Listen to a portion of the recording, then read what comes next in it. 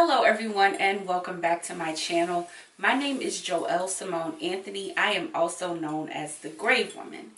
If this is your first time here, I am going to ask that you go ahead and hit the subscribe button as well as the notifications button so that you will know whenever I upload a new video. So today we are returning to our Death at the Movie series.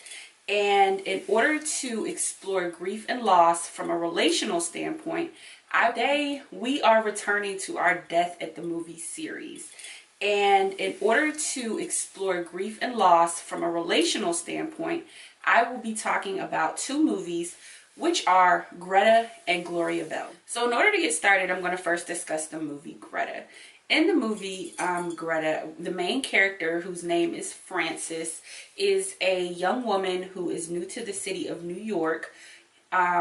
She recently moved there after the passing of her mother, with whom she was extremely close.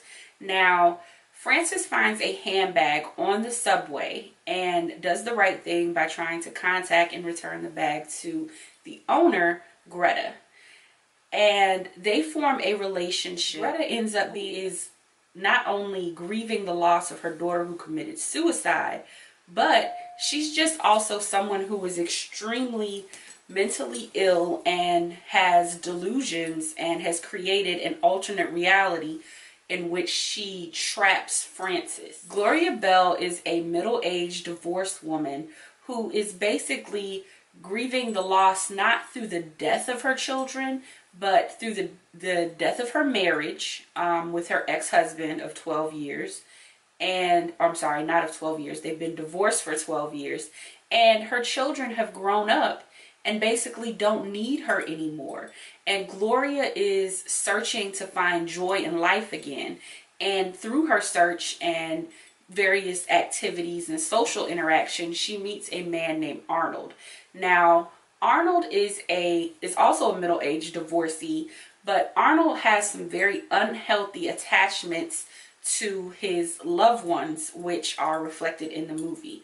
But the reason I selected both of these movies is because when we're grieving and when we're experiencing a loss of any kind, it can be it's very important to pay attention to the types of relationships that we allow to come in. Many times when we're experiencing grief, particularly from a death, we're searching, we're soul searching, we're searching for connections, and sometimes we make relationships and bonds that aren't very healthy. And in both of these films, you see the repercussions of those relationships played out either extremely violently in the movie Greta or emotionally through in the movie Gloria Bell.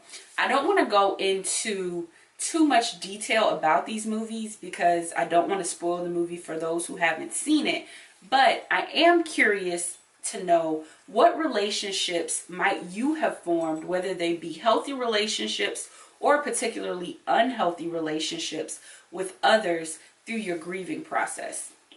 Some people form relationships with drinking, or they make drinking buddies that they always, can call to go to the bar, and before you know it, it's a slippery slope, and now you have an addiction because something that was bringing you joy and people that were bringing you joy or taking your mind off of something at one point has now become an addiction that you're trying to break free of, whether it be through drugs, spending money, gambling, or alcohol.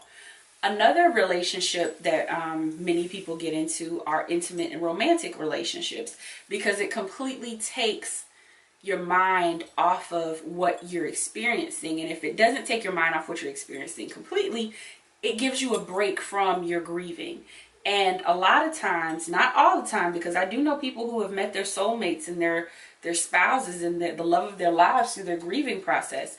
But I also have heard horror stories where people have been in an extremely vulnerable state, and there have been predators who have basically leached onto them and are sucking not only their life and their emotions out, but they're sucking them, dry financially.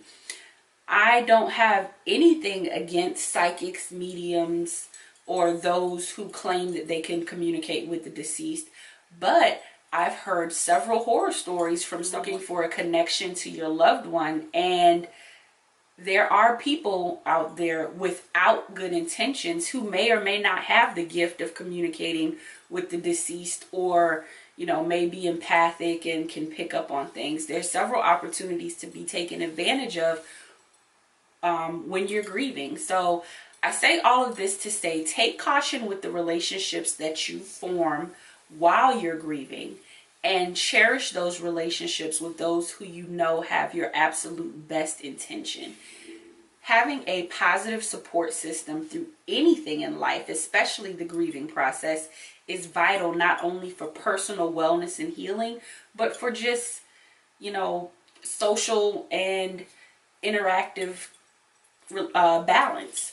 My name is Joelle Simone Anthony. I'm also known as the Grave Woman. If you haven't already, please make sure you visit www.thegravewoman.com. Live life, love hard, and I'll talk to you next time.